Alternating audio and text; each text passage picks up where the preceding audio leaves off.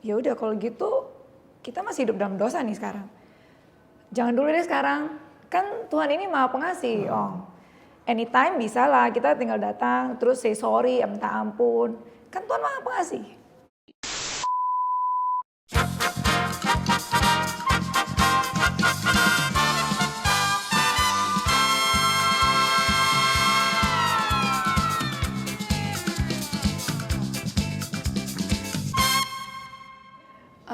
Oke Om, tadi kan kita udah ngobrol soal pernikahan. Sekarang kita mungkin boleh sedikit ngomong masalah gambar diri ya. Mental health sih. Yang sekarang banyak banget kayaknya orang terkena mental health. Baik itu dari keluarga sendiri, lingkungan di rumah, apalagi sampai keluar. Mental health ini juga bukan cuma buat kita-kita yang ada di marketplace. Saya rasa anak-anak muda, generasi yang masih SMP, contoh anak saya, bully, itu kan mempengaruhi mental. Gimana sih Om kiat-kiatnya supaya kita ini bisa kuat menghadapi dunia luar? Kita kan nggak bisa prediksi lingkungan kita. Kita bisa mencegah sih dengan siapa kita bergaul, ya, kayak toxic relation ya.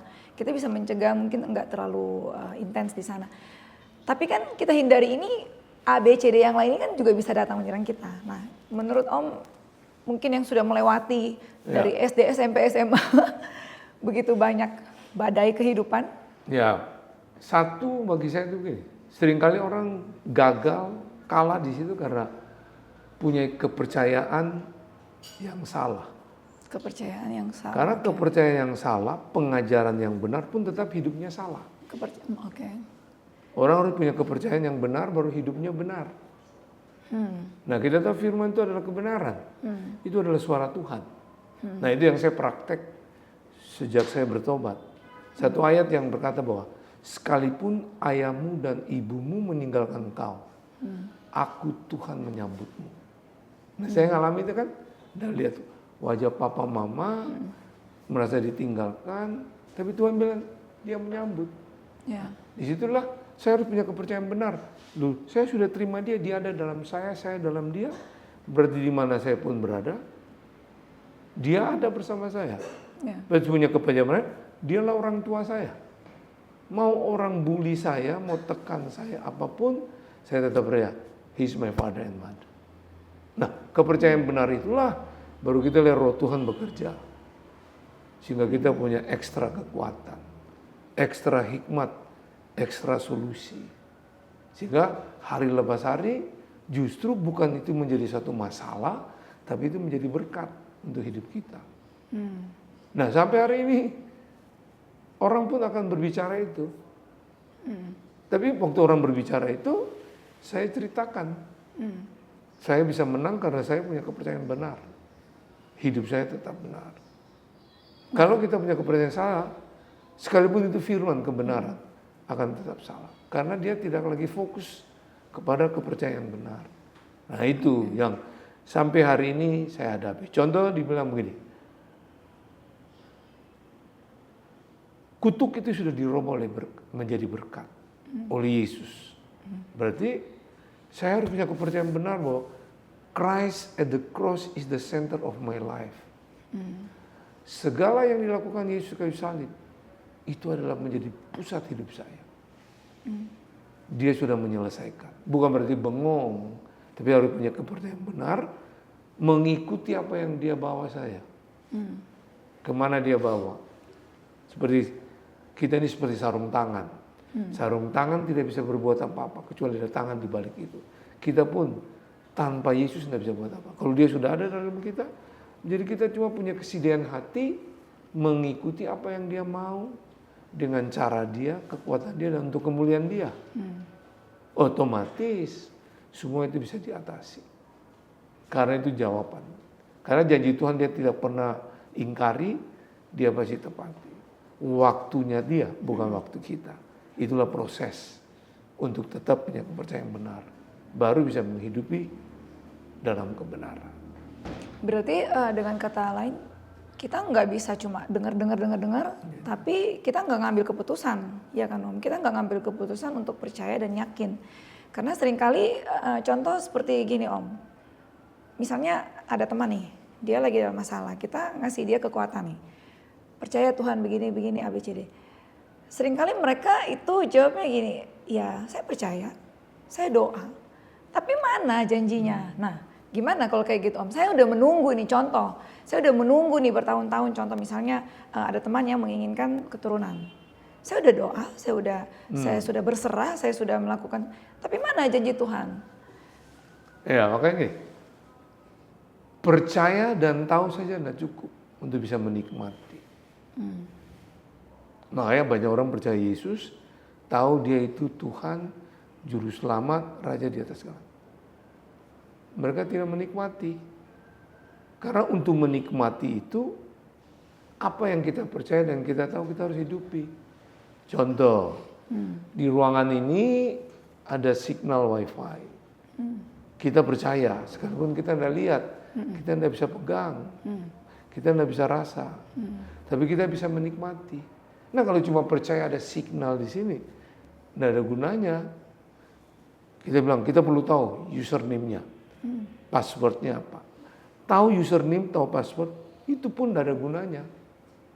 Hanya percaya dan tahu. Yeah. Belum bisa menikmati. Yeah. Untuk bisa menikmati perlu connect dengan username dan password-nya karena yang kita percaya. Baru kita nikmati. Nah Tuhan juga ada di mana-mana. Ada dalam diri kita. Kita tidak bisa lihat, kita tidak bisa pegang, sentuh dia. Tapi kita percaya. Kita tidak bisa menikmati. Kita harus tahu.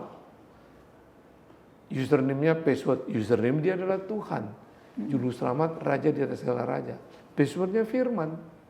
Percaya dan tahu juga tidak bisa nikmati. Apa yang kamu percaya kamu tahu, hidupi. Baru bisa nikmati. Nah waktu hidup itu langkah pertama tuh kita. Langkah berikut pasti Tuhan ambil alih. Jadi tetap kita harus ambil bagian. Harus. Nggak bisa cuma duduk aja walaupun kita percaya begitu Om, ya kan? Sama dengan anak terhilang. Dia keluar daripada hadirat kebenaran yang ada dalam keluarga itu gambaran kita dengan Tuhan. Dia tuntut warisan, dia keluar. Sampai sisa daripada ampas makanan babi pun dia tidak bisa makan. Sadar dia. Sadar aja tidak cukup. Dia sadar di rumah bapakku banyak makanan. Dia harus mengambil keputusan. Saya harus balik nih. Ambil keputusan juga tidak cukup. Dia harus melakukan keputusan itu. Dia datang kepada Bapa. Nah, waktu dia datang ke Bapa kita lihat. Bapa tuh punya hati selalu menunggu. Kapan kita mau menikmati?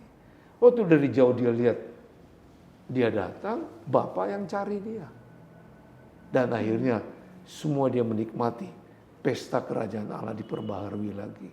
Dan hidupnya saya percaya bukan hanya diberkati, tapi menjadi berkat. Nah, tadi yang seperti Om bilang, Tuhan itu kan nunggu.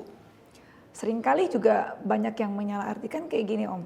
Ya udah kalau gitu kita masih hidup dalam dosa nih sekarang. Jangan dulu deh sekarang. Kan Tuhan ini Maha Pengasih Om. Anytime bisa lah kita tinggal datang terus say sorry, minta ampun. Kan Tuhan Maha Pengasih. Gimana itu? Ya kalau dia masih percaya sistem dunia, sistem daging, kerajaan iblis misalnya, ya kamu akan celaka kan. Kamu bilang masih belum, ya kalau detik ini besok kamu masih hidup. Iya. Oke, ya. Siapa tahu hari esok. Ya. Hari ini kita bicara, orang bilang ketemu ya Pak Franky besok. Ya kalau masih hidup. Ya. Yang menentukan orang dalam kebenaran itu Tuhan. Ya. Tapi kalau orang di luar kebenaran, sistem dunia bisa, daging bisa, kerajaan iblis bisa. Makanya kita harus hati. Waktu itu kita tidak tahu. Waktu Tuhan itu kan 1 hari sama yang 1000 tahun. 1000 tahun 1 hari. Ya. Bisa aja detik ini terjadi sesuatu yang kita mau. Tapi belum tentu bisa juga 1 tahun. Nah betul. Proses itulah kita harus tetap yakin. Bahwa dia tidak pernah lalai dalam menggenapi janjinya. Waktunya selalu tepat. Iya, saya jadi ingat ini Om, saya pernah dengar gini ya. Kalau terlalu banyak yang kita mau pertimbangkan, ingat saja satu kalimat. Lakukan hari ini sebaik mungkin, seakan-akan hari esok itu sudah tidak ada Om. Jadi kalau kita tahu hari esok tidak ada, kita pasti akan melakukan yang terbaik dari dirinya kita buat hari ini, ya kan? Oke, satu lagi Om. Tapi lakukan terbaik itu harus sesuai firman. Oh iya, sesuai firman lagi. Gimana? Karena yang baik belum tentu benar. Benar, oke. Yang ya, benar sudah pasti baik. Ya betul. Satu Om, gimana kita itu bisa punya pandangan, perspektif seperti Tuhan. Sementara kita ini kan manusia Om. Dagingnya kita kan ya lebih gede lah daripada rohnya kita mungkin. Untuk berpikir masuk ke pikirannya Tuhan itu gimana? Nah, itulah yang saya bilang, hari lepas hari kita harus berlatih mematikan daging dan keakuan kita.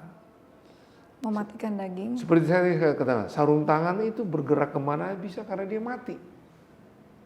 Oke. Nah kita juga harus mati. Mematikan daging kita dan keakuan kita hari ini. Kalau pikiran kita sudah keluar dari firman, please matikan itu.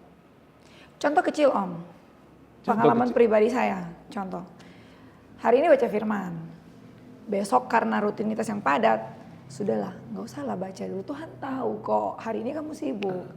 Lagian kamu capek toh, ya sudahlah tidur. Akhirnya nggak baca firman. Salah nggak sih itu sebenarnya? Bagi saya bukan soal baca dan tidak baca. Oke. Kita tidak baca firman, Tuhan tetap mengasihi kita. Bukan karena lebih banyak baca ayat, Tuhan lebih mengasihi kita, enggak. Oke. Itu iman percaya saya. Iya. Sekalipun berbuat dosa, dia tetap mengasihi kita. Iya. Dia menanti untuk kita berbalik. Itu hati Tuhan. Iya. Cuman sampai kalau kita tahu kita baca firman itu artinya gini. Kita punya rasa lapar dan haus, tahu diri lah. Hari ini saya hidup itu mujizat. Karena mujizat saya bisa hidup. Nah saya perlu baca itu untuk tetap bisa punya komunikasi dengan dia. Sebagai tanda bahwa saya mengasihi dia. Bukan soal agamawi. Dengan baca itu sudah berreport nilainya lebih baik. Dan bukan rutinitas berarti. Bukan. Oke. Tapi karena bicara hubungan, relationship. Sehingga kalau kita mengerti ini, sama tuh. Kalau betul-betul suami istri misalnya kecapean. Baru halo, satu menerenggut. Pura-pura lupa, capek aku. Bagaimana? Pasti merasa tidak tenang dan damai.